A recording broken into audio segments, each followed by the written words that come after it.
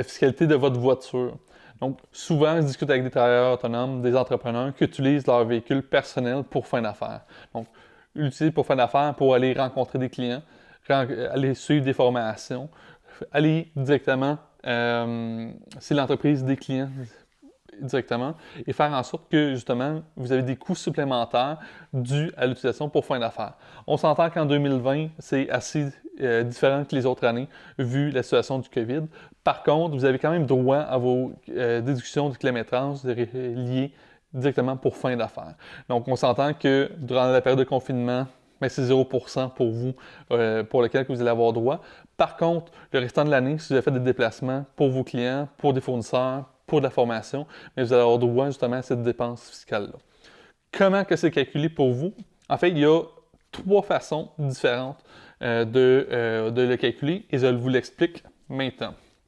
La première façon, c'est si vous êtes un travailleur autonome et l'auto vous appartient directement. Donc, comment que vous êtes capable de passer votre kilométrage pour fin d'affaires comme dépense? C'est que vous devez cumuler l'ensemble des dépenses de votre automobile. Donc, autant essence, entretien, réparation, assurance, plaque, immatriculation, entretien, et faire en sorte que vous sachiez dans une année combien ça vous coûte.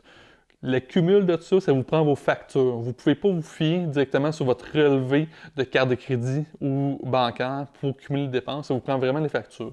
Donc, si vous êtes travailleur autonome, oui, c'est de la diode de bras, cumuler tout ça. Par contre, il y a l'avantage fiscaux qui en découle. Donc, si vous arrivez en fin d'année que vous avez tous vos reçus, on cumule les dépenses et que pour vous, durant l'année, vous avez pour 6 000 de dépenses automobiles, ça vous permet de prendre un pourcentage de ça comme dépenses réelles d'entreprise.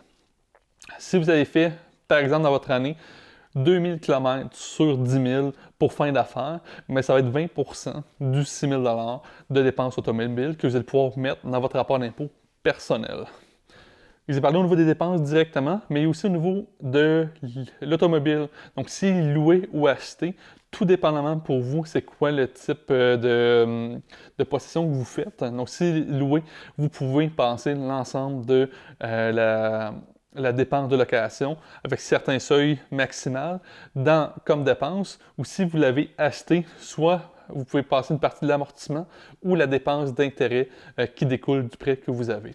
Donc, ça fait en sorte que pour vous, il y a un avantage fiscal à ne pas oublier au niveau des déplacements, même si 2020 a été particulier, puis restreint à ce niveau-là. Si vous faites des déplacements pour faire un véhicule, assurez-vous de conserver, en tant que travailleur autonome, l'ensemble de vos reçus. Si vous êtes entrepreneur, donc avec une incorporation, il y a deux possibilités. Soit que l'auto vous appartient personnellement, soit que l'auto appartient à l'entreprise.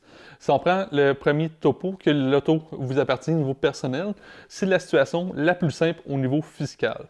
Donc, qu'est-ce que vous devez faire durant l'année? C'est justement cumuler tous vos déplacements pour fin d'affaires. Donc, si par exemple, encore là, on va prendre le même calcul, donc 2000 km par année pour fin d'affaires, bien, vous allez facturer votre entreprise à un taux au kilomètre. Donc, pour le premier 5000 km, le taux pour 2020 est de 59 sous.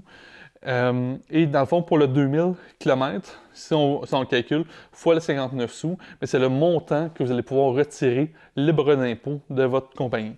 Donc, comme ça, vous allez pouvoir récupérer le 1200 $ environ au niveau personnel et vous permettre de justement payer vos dépenses.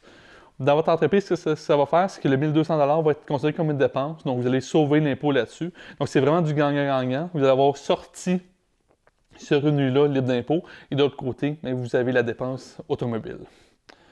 La troisième façon de faire, si c'est l'entreprise qui détient l'automobile.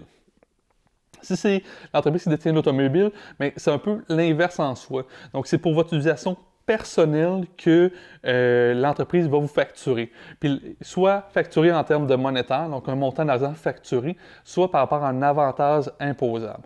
Un avantage imposable, c'est quoi? C'est l'attribution, donc l'utilisation par l'actionnaire ou par un employé à des fins personnelles d'un bien lié à l'entreprise. L'entreprise, au niveau de l'automobile, va payer toutes les dépenses, va comptabiliser l'ensemble des dépenses au fur et à mesure de l'année. Donc, par exemple, le 6 000 va être directement dans une dépense de l'entreprise. Et après ça, en termes d'utilisation à des fins personnelles. Donc, si, par exemple, vous avez fait 4000 km pour des fins personnelles au niveau de votre utilisation, mais il y a un taux, il y a un calcul à faire pour justement savoir c'est quoi l'avantage imposable que vous allez avoir. Un avantage imposable, ça se rajoute à vos revenus personnels et ça fait en sorte que, justement, vous allez payer de l'impôt additionnel sur votre rapport d'impôt qui découle de cet avantage imposable-là.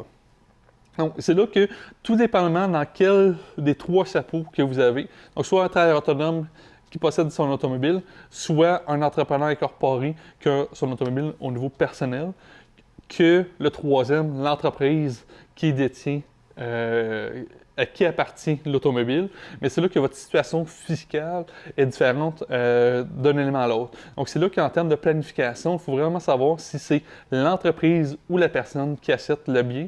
Si vous êtes travailleur autonome, vous avez seulement une possibilité. Si vous êtes incorporé, il y a les 2 possibilités. Puis, il ne faut pas oublier qu'au niveau des voitures électriques, il y a des avantages à le détenir personnellement versus incorporé et vice-versa. Donc, tout dépendamment de la subvention ou l'amortissement, il y a des avantages dans les 2 situations. Donc, c'est vraiment un calcul en fonction des options que vous avez, à savoir si c'est au niveau personnel ou entreprise. Et l'autre élément, c'est entre la location et l'acquisition directe, donc l'achat. Il faut également voir, en fonction des options que vous avez, c'est quoi le plus avantageux pour vous. Dans certains cas, c'est la location, dans l'autre, c'est l'achat.